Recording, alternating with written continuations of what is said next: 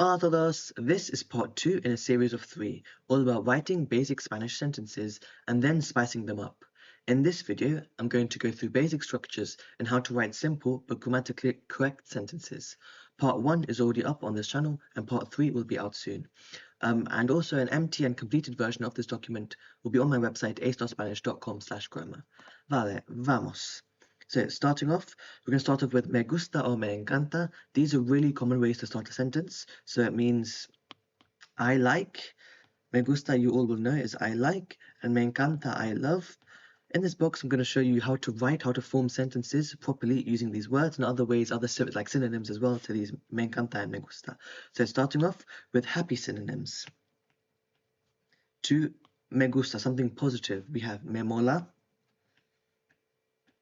me mola, which just means I love something a lot. Me mola. Me mola is a slang term that's only used in Spain. Then we have me chifla, which is the same thing I'm really passionate about, I absolutely love, similar to like me encanta. Then we have me flipa, so me chifla, me flipa. Me flipa and me mola are both slang terms used in Spain, only used in Spain, or I guess most commonly used in Spain. So me mola, me chifla, me flipa, all three ways of saying like I really love, I'm crazy about. Then we have some slightly different ones.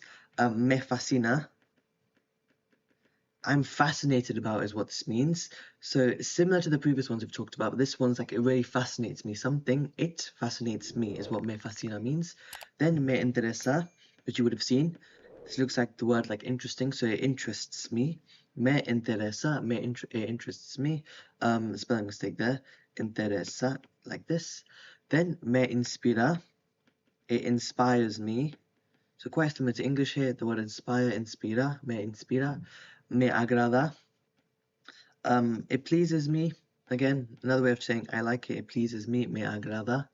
Then we have me apasiona.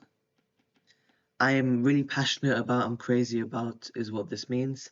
And then another one, me pone feliz. Me pone feliz. What does the word feliz mean? Feliz means happy. Make the pen a bit thinner. Feliz means happy. So me pone feliz, it makes me happy, it like turns me happy, right? And then one more, the last one in this list of happy ones, positive expressions, is going to be prefiero. You'll notice prefiero doesn't have a me at the start. There is no me in prefiero. Prefiero, I'm actually going to write in a whole different color. That might be a good idea. If I write it in blue, all the ones in black need a me. The prefiero does not have a me in there. Okay, let's make it a little bit bigger as well. Okay, so prefiero does not have a me in it. It's just one word, prefiero. It means I prefer. Now, unhappy ones that are negative, that I don't like something, or like the opposite of me gusta, I'm not crazy about something. Starting off with, let's say, no me gusta. So all of these you can say no. So no me gusta. Or for example, like no me encanta. No me gusta, you can say nada. I don't like it at all. This nada means at all. So no me gusta or no me gusta nada. I don't like it at all. Okay, no me gusta. Then we have other ones. For example, it bores me. Me aburre. Me aburre. It bores me. There's an idiom that I talked about in a different video. Me aburre como una ostra. And this just means it bores me a lot. It bores me like an oyster. Okay, so me aburre. Then we're going to go into me molesta. Let's make the pen a bit thicker. Me molesta, it annoys me, is what this means. It annoys me or frustrates me even. Me fastidia is just another way of saying it annoys me. So both of these, it annoys me. Both of these are the same. Okay. Then, oops. Then for me fastidia, me da rabia, it gives me rage, it makes me angry, me da rabia. So this word rabia is rage or anger. Then me cuesta. Me cuesta is like I find it difficult, it's hard. Me cuesta. So often used in school subjects. Then me estresa. Again, in the topic of school, it stresses me. Me estresa. It looks like the word stress in there. Me preocupa, which you guys would know. It worries me. Me preocupa. And lastly here, with the ones with me vuelve loco. Literally means it turns me crazy. This word loco is crazy, so it turns me crazy, it makes me crazy. And then two more that don't have me in here, so just similar to prefiero, we have like the opposite, odio. I hate. No me in this. This odio is I hate. The actual infinitive is odiar, to hate. And then lastly, no aguanto. I cannot bear it, I cannot stand it. Okay? So now that we have loads of these expressions that are almost synonyms to me gusta and me encanta, let's talk about how to make a full sentence with them. So the structure that you should know that I'm going to teach you here is, let's use a different color, let's use blue. So we have, for example, me gusta, or you can have any of the other ones that we've said in this list here. 1, 2, 3, plus. You can have two different routes. You can go down me gusta plus an infinitive, which are just words ending in AR, ER, or IR. So for example, correr, jugar, hablar, all those really basic infinitives. And then, or you can have a noun. So me gusta plus infinitive or me gusta plus noun, and it can be singular or singular or plural. And we'll see an example of this in just a second. So this is what you need to keep in mind when you use these expressions. After me gusta, you can only have two different things, me gusta plus infinitive or me gusta plus a noun. Okay, let's look at examples now. Examples in short sentences.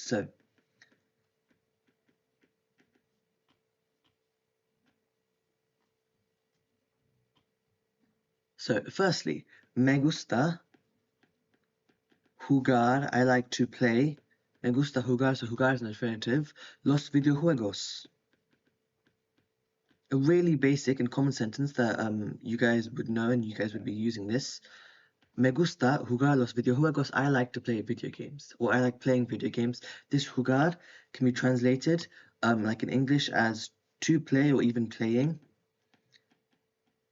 It's the same in English. Me gusta jugar los videojuegos. I like to play or I like playing video games. It's the same thing, isn't it? Really basic sentence. This is grammatically correct. In the next video, we'll talk about making this even better and like spicing it up. But for now, that's a basic sentence using me gusta and then our infinitive and then some just noun afterwards. Vale? Okay, next, let's say me encanta. Let's use one with me encanta. Me encanta plus a noun. I'm going to say a food item. Me encanta el helado. I love ice cream. This el helado. Helado is ice cream. So you need to have, you can't just say me encanta helado. You need me encanta, the article. And this means the. So I like the ice cream, or just I like ice cream. Me encanta el helado. And the H is silent as well when you pronounce the word. The H is silent. Okay, let's do one more. Let's use no me gusta nada. So we said nada is at all, so I don't like at all. No me gusta nada.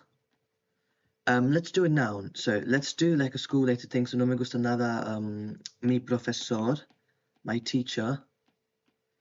And then let's say de español. So my Spanish teacher I don't like at all. My Spanish teacher, no me gusta nada mi profesor de español. And these are all correct sentences using these words me gusta, me encanta, no me gusta nada. Let's just do one more using me molesta, or let's use me preocupa then. Me preocupa, it worries me.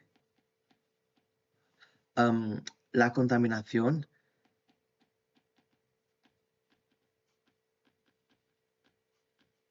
Me preocupa la contaminación. Pollution worries me. You can go on to say me preocupa que.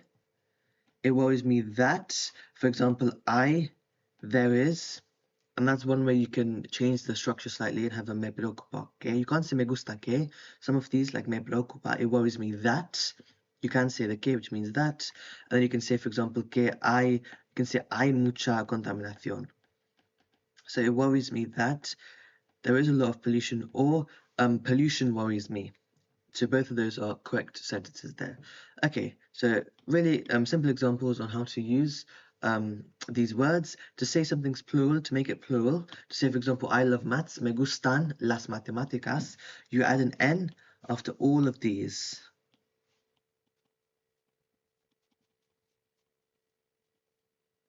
So, an N can be added after the A or the E. Most of these end in A, some of these end in E. For example, me pone feliz, the word pone after the E there. If a plural noun, something like matemáticas, las matemáticas is plural, the plural noun follows. Yeah, so for example, here we have no me gustan nada mis profesores. If you want to say plural, more than one teacher, you have to have a no me gustan. The nada is the same there. Okay, so those is like the me gusta, me encanta box using those words here. Let's now move on to conjugated verbs. I'll show you what this means in a second. So, basic Spanish sentences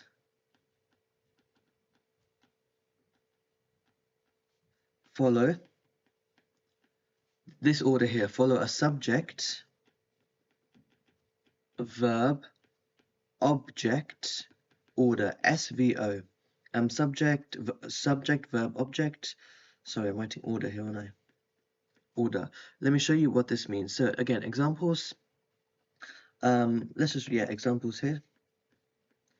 What do I mean by subject, verb, object? You would have used these sentences all the time, but you don't realize the grammar behind each sentence. So, for example, if I say juego al fútbol, juego al fútbol, we have a verb and we have an object. So, for example, the subject here is I. Right? We can say here yo. We don't need the yo because it's obvious with the juego who the verb is, who the subject is. We say yo juego al fútbol, I, subject, verb, juego, object is the football or the al fútbol. Vale? Other ones, if I say, for example, ella, you don't need the ella, but ella habla con sus amigos. The subject is going to be ella, the she, the her. The verb, talking, the object, if for example, con sus amigos is the actual object, the substance in the sentence, con sus amigos. Let's keep going. Tengo, or let's say tienen. They have, tienen un perro. Again, subject is they have. So the verb is have, the subject is they, and then a dog is the object. The object in the sentence is a dog. It can be say, you can say un gato, for example, a cat. Anything it can be changed into. Okay, subject, verb, object. Let's keep going. So I've got more examples here. Mis amigos viven en una casa. Another really simple but grammatically correct sentence. Pablo, so someone's name here, Pablo comió, different tense say, he ate, comió, un bocadillo, a sandwich. Pablo is the subject, he ate, object, un bocadillo. One more, mi familia y yo usamos WhatsApp, as in the application WhatsApp. Vale? A longer sentence, but it's the same thing. Subject, my family and I, we use is the verb and the object is WhatsApp. So really basic sentences that are all grammatically correct using the subject, verb, object with order with a conjugated verb. So you have to know the different tenses, present tense, future tense. For example, comió, you have to know how to conjugate that from comer. Vale? So this is why learning your endings is helpful to make sentences like this. For these sentences here in this box, you don't need to know as much the present tense and the different tenses because these structures have embedded the different tenses. Okay, so here you just leave the infinitive form of jugar. You do not need to know how to conjugate it to make sentences like this. But here it's really important you do. Okay, now moving on to our last box here where it says opinions and fact, opinion phrases and facts, sorry. Let's go through those opinion phrases. So, make this slightly thicker. So firstly, pienso que, then let's go on to creo que. So these two you should know really well. Creo que, I believe that. This que that you're going to see all the time que, it just means that. So I think that, I believe that. En mi opinión looks like in my opinion, exactly what it means, in my opinion. So just listing opinion phrases here. So en mi opinión, a mi ver. Another way of saying in my opinion, so ver is to see. A mi modo de ver. Almost like in my way of looking, the way I perceive things, but it just does mean in my opinion. A mi juicio is literally the same thing, again, in my opinion. Let's go through a few more of these. Desde mi perspectiva, what does this mean? Desde mi perspectativa, sorry. Perspectativa, what does this one mean? From my perspective. Yeah, just like in English, you'd say, yeah, from my perspective. Desde means from or since. Another one, desde mi punto de vista. Apologies for my handwriting as well. The document on my website will have all of this written nicely. So, desde mi punto de vista, from my point of view. Mi punto de vista. Diría que is one I really like to use. Diría que, I would say that. I would say that. This diría, ia ending, is from decir. This ia is the conditional. I would say, decir is to tell or to say. ¿Vale? Couple more, diría que. Then, me parece que is one you may have seen but not probably used as often. It seems to me that. Me parece que. A mi parecer, very similar. Again, like the way things look to me, it seems to me. A mi parecer. And then lastly, debo, I must admitir. Okay, I must admit that.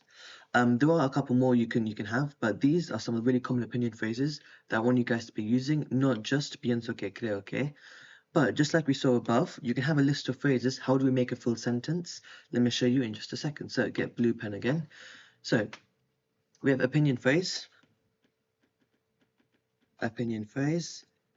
plus you can have two different options, two main options. We can have a noun, so opinion phrase plus noun, and after the noun you can have es or son, and then plus adjective. I'll show you an example in just a second, but this is the main structure we're going to follow. So opinion phrase plus noun plus es or son, so is or they are, and just some sort of adjective. Or we can use the word I, which means there is, as well. Okay? Now, let's obviously go into examples. I get it's difficult to see what I mean by this structure here. So, examples. A mi juicio, in my opinion, basically, a mi juicio, one of the ones we saw here, a mi juicio. I'm going to use I, so there is, so using this bottom strand here, I. Ventajas, there are advantages. Y desventajas, disadvantages. You need to finish a sentence off something, so de, then any sort of noun you can have. So for example, de los deberes.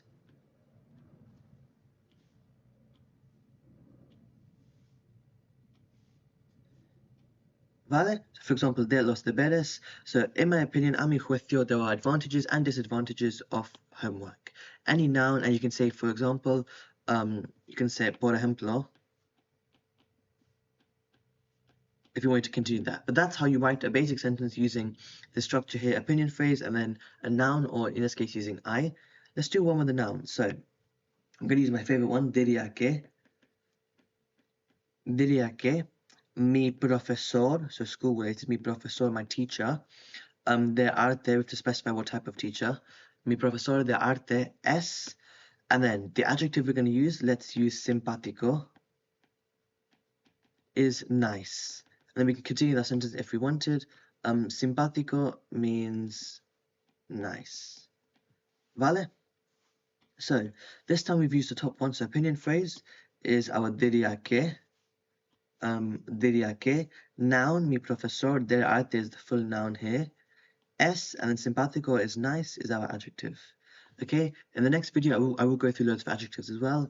And that is how you form using opinion phrases plus a fact. So a fact, I'm calling. this bit some sort of a fact. So you don't need the opinion phrase here. You can just say hay ventajas y desventajas. Or you can say, to make it your opinion, a mi juicio. Same with here, you can see mi profesor de arte es simpático. That's a full sentence on its own. Or you can say diría que, I would say that. Make it like your point of view, your opinion. Okay?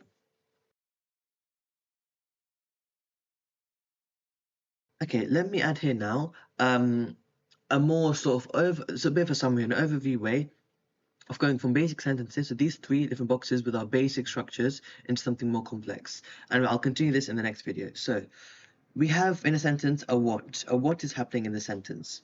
For example, we can say uso las redes sociales. I use social media. What sort of box of sentence is this? This is going to be a conjugated verb. The subject is I, the verb is uso, and the object is social media. Vale? So that's our really basic 4 words, uso las redes sociales. Oh, that's a sentence, right? We can add information to this. We can add a where. We can add a with who.